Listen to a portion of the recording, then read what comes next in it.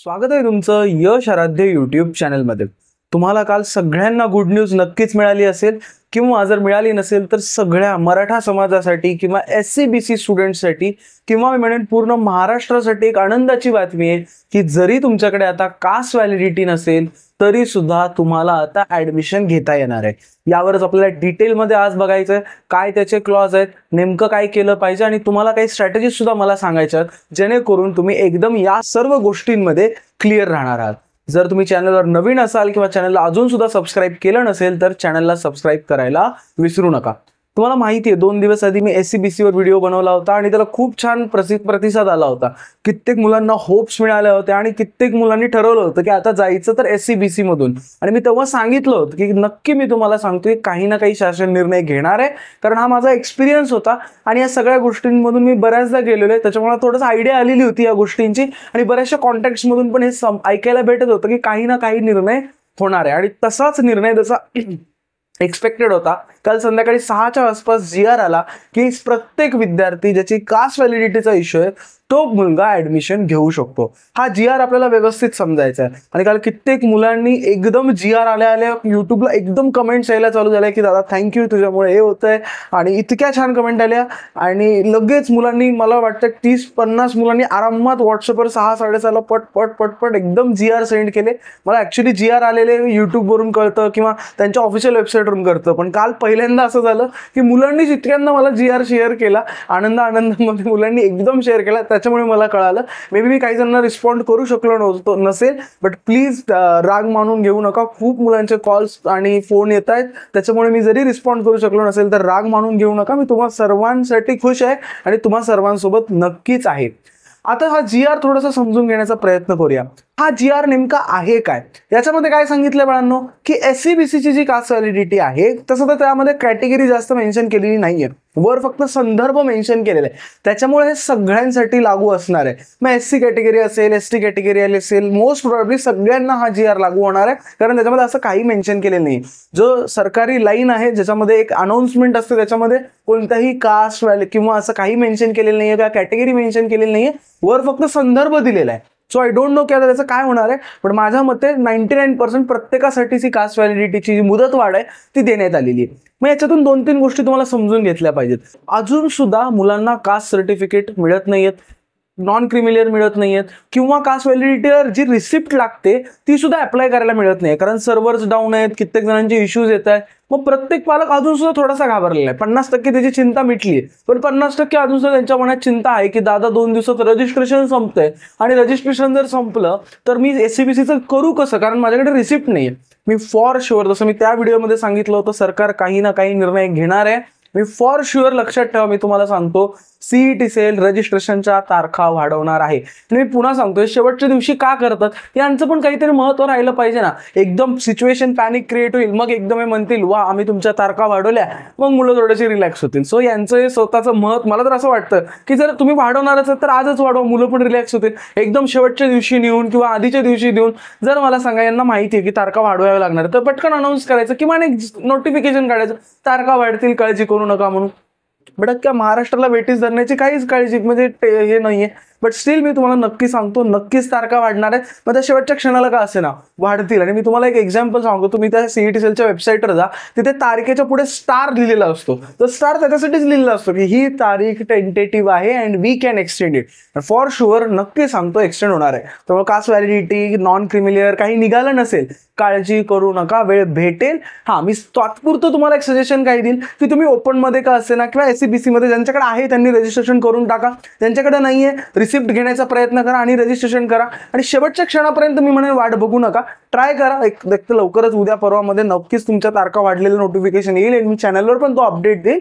But जर समजा थोडा डिले होत गेला तर वाट बघण्यापेक्षा रजिस्ट्रेशन कंप्लीट करा, SC/BC करा। जर नसेलच कास्ट व्हॅलिडिटी वगैरे नसेल, उद्यापर्यंत वाट बघा, तर रिसिप्ट मिळतीये का बघा किंवा काही तारखा वाढतायत आणि नसेल होत तर ठीक आहे, सध्या जर ओपन मधून करून ठेवा, पुन्हा आपल्याला त्याला चेंज करता येईल। बट सध्याच्या घडीला स्पेसिफिकली लक्षात ठेवा की थोडंसं आपल्याला टाळायचं आहे। ओके, उगीच रजिस्ट्रेशन करा, पुन्हा ग्रॅमेज टाका, मग पुन्हा काही अडचणी आल्या तर त्याच्यापेक्षा सिंपल काय थोडंसं टाळूया, जेवढं लास्ट पर्यंत जाता येईल, जेवढे पेशन्स दाखवता येईल तेवढे दाखवूया आणि फॉर शुअर तुमच्या तारखा वाढणार आहेतच। ओके, अजून एक इम्पॉर्टंट गोष्ट म्हणजे ऍक्च्युली सुरुवातीला सांगायचं होतं, याच्यावर तर बोलायचंच आहे, बट काही जणांनी काल पेमेंट केलंय कोडिंग कोर्सचं, त्यांनी एनरोलमेंट त्यांचं कंप्लीट केलंय आणि त्याला सुद्धा प्रचंड प्रतिसाद आहे. आणि मे बी त्याच्यामुळे मी तुमच्या व्हॉट्सअप किंवा कॉलला रिप्लाय देऊ शकलो नसेल.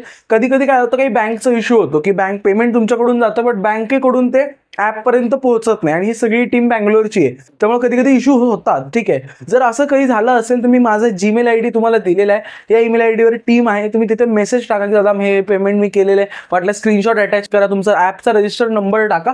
जर तसा काहीही इश्यू झाला असेल तर टीम तुमच्याशी कनेक्ट करून तुमचा इश्यू सॉल्व्ह करेल, काहीही काळजी करायची गरज नाहीये. आता पुन्हा बॅक टू पॉईंट. पुन्हा काय होतं, लास्टला मुलं बघत नाही तर मग कमेंट करतात दादा पेमेंटचा इश्यू झाला, आणि मुलं पॅनिक होतात, म्हणून सांगितलं. ओके, मग पुन्हा मुलांचा दादा एक प्रश्न आहे की ठीक आहे दादा, जर रजिस्ट्रेशनच्या डेट्स वाढल्या, सगळं झालं, मग हे किती दिवसात आम्हाला काढायचं. एक गोष्ट लक्षात घ्या, त्याच्यात त्यांनी स्पेसिफिकली काय मेन्शन केलेलं आहे की बाबांनो, ज्या दिवशी तुम्हाला कास्ट व्हॅलिडिटीची रिसिप्ट मिळाली, ओके, आता मी कास्ट सर्टिफिकेटचं चालणार आहे का नाही, कास्ट सर्टिफिकेट नॉन क्रिमिलियर हे तुमच्याकडे असलंच पाहिजे. आणि बेसिकली विचार करा, 2 तारखेपर्यंत तुम्हाला वेळ कशासाठी आहे, प्रोव्हिजनल ऍडमिशनसाठी, म्हणजे अजून 10 दिवस आहेत. 10 दिवसामध्ये तुम्हाला कास्ट व्हॅलिडिटीची रिसिप्ट एनी हाऊ मिळणार आहे. ठीक आहे, त्यामुळे काळजी करायची गरज नाहीये. पण लक्षात ठेवा, कास्ट व्हॅलिडिटीच्या रिसिप्टच्या 6 महिन्यापर्यंतच तुम्हाला चान्स आहे, तुम्हाला कॉलेजमध्ये सबमिट करावं लागेल तुमचं कास्ट व्हॅलिडिटी, आणि नक्कीच 6 महिन्यामध्ये तुम्हाला तुमचं कास्ट व्हॅलिडिटी मिळून जाईल. 2-3 महिने दिले असते तर अजून प्रॉब्लेम झाला असता, त्यामुळे इश्यू झाले असते. बट सरकारने सुद्धा चांगला निर्णय घेतलाय. 6 महिने म्हणजे खूप लांबपर्यंत त्यांनी विचार केलाय, डिसेंबर-जानेवारीपर्यंत. तोपर्यंत तुमचं इंजिनिअरिंगचं एक सेमेस्टर होऊन गेलेलं असेल. ठीक आहे, आणि त्याच्यानंतर तुम्हाला कोणी काढणार नाही याची चिंता करू नका. बट एनिवेज आपण आपली कास्ट व्हॅलिडिटी काढून घ्यायची, कास्ट सर्टिफिकेट सगळं करून घ्यायचं. आता पालकांना आणि विद्यार्थ्यांना एक सोन्याचा सल्ला मी तुम्हाला सांगतो. काय होतं माहितीये का, जोपर्यंत आपण पॅनिक असतो तोपर्यंत आपण धडपड करायला असतो, पुन्हा आपण आजचं काम उद्यावर टाळत नाही. आता तुम्हाला कळलंय की नाही यार, कास्ट व्हॅलिडिटी मिळणारच आहे, सगळं होणारच आहे, तर प्लीज मी तुम्हाला सांगतो, धडपड बंद करू नका. जेवढ्या लवकर हे डॉक्युमेंट्स मिळवता येतील मिळवून घ्या. कारण मी पुन्हा याचा एक बेसिक कारण मी तुम्हाला सांगतो. तुम्हालाही माहिती आहे आरक्षण कोर्टामध्ये आहे. ठीक आहे, कोर्टामध्ये आज आहे, उद्या असेल नसेल आपल्याला माहित नाही. आपले म्हणजे सगळे माझ्या बहीण भावासारखे आहेत तुम्ही. तर माझं म्हणणं काय की जोपर्यंत आहे ना तोपर्यंत याच्यामध्ये येऊन बसा. कास्ट व्हॅलिडिटी, कास्ट सर्टिफिकेट सगळं काढून ठेवा, रिलॅक्स व्हा. अचानक पुन्हा जर काही रूल्स बदलले, कोर्टाने पुन्हा काही स्टे आणला, हे झालं ते झालं, मग पुन्हा आपण अचानक अडकून बसू. त्याच्यापेक्षा गडबड करा. आता जसे याच्यात होता तसं लक्षात ठेवा, कधी काय होईल आपल्याला माहित नाही, मागचा अनुभव तुमच्याकडे आहे. त्यामुळे पुन्हा सजेस्ट करेन लवकरात लवकर कास्ट व्हॅलिडिटी, कास्ट हे डॉक्युमेंट्स क्लिअर करून घ्या. ऍडमिशन तर आपलं होणारच आहे, पण जेवढ्या लवकर होईल हे डॉक्युमेंट्स क्लिअर करून ठेवा. माझा पुन्हा सोन्याचा सल्ला तुम्हाला असेल, हे लक्षात ठेवा. ठीक आहे, आय होप हा GR तुमच्या लक्षात आला असणार आहे. आय होप तुम्ही आय नो तुम्ही सगळेजण आनंदी आहात. थोडंसं पॅनिकनेस आहे रजिस्ट्रेशन रिलेटेड, माझ्यावर विश्वास ठेवा. चांगल्या सूत्रांकडून माहिती आहे, नक्की तुमच्या रजिस्ट्रेशनच्या डेट्स वाढणार आहेत, त्याच्यात अजिबात तुम्ही चिंता करू नका. राहिला विषय दादा, काल इतक्या कमेंट येतात त्या कोडिंग कोर्स बद्दल. काही मुलांच्या मनात एक बेसिक डाऊट्स आहेत. सगळ्यात पहिला डाऊट, दादा व्हॅलिडिटी काय. लक्षात घ्या, आज कोर्स तुम्ही घेतला तर इथून पुढे 1 वर्ष सगळे लेक्चर्स तुमच्याकडे असणार आहेत. 1 वर्ष म्हणजे काय की लक्षात घ्या, एखाद्याच असं होईल, एखाद्याच तुम्हाला सब्जेक्ट फर्स्ट सेमिस्टरला येणार नाही किंवा सेकंड सेमिस्टरला येईल, कोणाचा पायथन असेल, कोणाला C असेल, किंवा असं होऊ शकतं की ऍडमिशन प्रोसेसमध्ये थोडंसं व्हिडिओज बघायला वेळ होईल, किंवा असं होईल की तुम्हाला कॉलेज चालू झाल्यानंतर मे बी तुम्हाला सुरुवातीला बघायला भेटणार नाही, बट एक्झामच्या वेळेस तुम्ही बघू शकता, किंवा असं होईल दिवाळीच्या वेळेस बघू शकता, किंवा दोन्ही सेमिस्टर झाल्यानंतर बघू शकता. बट एनिवेज तुम्ही हे बघू शकता, कारण तुम्हाला बघावंच लागणार, कारण सिलेबसमध्ये आहे, तर अभ्यास तुमचा होणार आहे. त्याच्यामुळे मे बी तुम्ही बघालच, पण तरी याचे एक व्हॅलिडिटी जे लेक्चर्स आहे ते 1 वर्ष हा ॲप तुमच्यापर्यंत असणार. म्हणजे तुम्ही सेकंड इयरपर्यंत जाऊपर्यंत जमजा एखाद्याचे थोडेफार लेक्चर आहे, फर्स्ट इयरच्या आणि सेकंड इयरच्या सुट्ट्यामध्ये सुद्धा तुम्ही कंप्लीट करू शकता. सो 1 वर्ष आहे. आणि टाइम काय लक्षात घ्या, इथून पुढे तुम्ही इंजिनिअरिंग ऍडमिशन, आता तुम्ही थोडंसं फ्री आहेत. आता इंजिनिअरिंगमध्ये गेल्यानंतर एक तर तुम्ही बाहेर हॉस्टेल्समध्ये राहणार आहे, तुम्हाला टाइम टू टाइम जेवण करायला लागणार, कारण बाहेर मेसमध्ये जायचं आहे. प्रत्येकाचे कॉलेजचे टाइम वेगळे, तुम्ही कितीही एक टाइम कॉमन काढायचा प्रयत्न केला आणि ठरवलं की लाईव्ह लेक्चर घ्यायचे, तरी ते पॉसिबल नाहीये, कारण सॅटर्डे संडेला सुद्धा एक्स्ट्रा क्लासेस असतात बऱ्याचशा कॉलेजेसमध्ये. सो प्रत्येकाचा टाइम सेग्रिगेट करणं खूप डिफिकल्ट आहे. त्यामुळे मी लेक्चर रेकॉर्ड करेन आणि ते तुम्हाला पोस्ट करेन. त्याच्यामुळे काय फायदा होईल, तुम्ही तुमच्या कन्व्हिनियन्स बघा. आणि मी तुम्हाला सांगतो, रोजचे फक्त मला 20-25 मिनिट द्या, दिवसातले फक्त 20-25 मिनिट द्या. आता तर तुम्ही जास्त देऊ शकता, आता सुरुवातीला जास्त लेक्चर्स पोस्ट करू, पण कॉलेजमध्येही गेलात दादा फक्त 20-25 मिनिट द्या. बाकीचं कोडिंग तुम्हाला शिकवायची जबाबदारी माझी राहिली. ठीक आहे. आणि अजून एक प्रश्न बऱ्याच जणांना पडला, दादा गरज आहे का. मी तुम्हाला खरंच सांगतो, जर तुम्ही टेक ब्रांच घेताय, किंवा मेकॅनिकल सुद्धा घेताय, ठीक आहे, कोणतीही ब्रांच, तुम्ही इंजिनिअरिंग घेताय आणि एकही मनात तुम्हाला वाटत असेल मला कोडिंग शिकायची, मला या डिपार्टमेंटमध्ये जायचंय, मला या ब्रांच रिलेटेड काहीतरी माहिती पाहिजे. कित्येकदा ऐकतो ना मेकॅनिकलची मुलं, इलेक्ट्रिकलची मुलं सुद्धा टेकमध्ये जातात किंवा आपण ऐकतो की टेकची मुलं आहेत ज्यांना चांगल्या प्लेसमेंट्स मिळतात. बट याचा हा बाळांनो सगळ्यात मोठा बेस आहे आणि जर हा बेस हुकला तर तुम्ही second year, third year, fourth इयरला काय जाऊन करणार आहात? पुन्हा या गोष्टींचा विचार करा. ऑलरेडी ॲडमिशन डिले होत आहेत, रजिस्ट्रेशनच्या डेट्स डिले होणार आहेत, म्हणजे अजून 1-1.5 महिना तुमच्याकडे फ्री आहे, तुम्ही काहीही तिथे करणार नाहीये. बट तुमचं ज्या दिवशी ॲडमिशन झालं 3ऱ्या महिन्यात तुमचा पेपर असेल, लक्षात ठेवा माझे शब्द, 3ऱ्या महिन्यात तुमचा पेपर असणार आणि 5 विषयाची एक्झाम असणार आहे. जर असं होत असेल की त्याच्यापैकी एखादा विषय आजच प्रिपेअर करून तुमचा होतोय, तेव्हा थोडीशी थेरी तुम्ही पाठ करू शकता, बट आज त्या 5 विषयामधला एक विषय क्लिअर आहे, तो जो विषय तेव्हा अवघड असेल त्याच्यावर तुम्ही फोकस करू शकता. दादा मग माझा मेकॅनिकल आहे, मी घेतला पाहिजे का?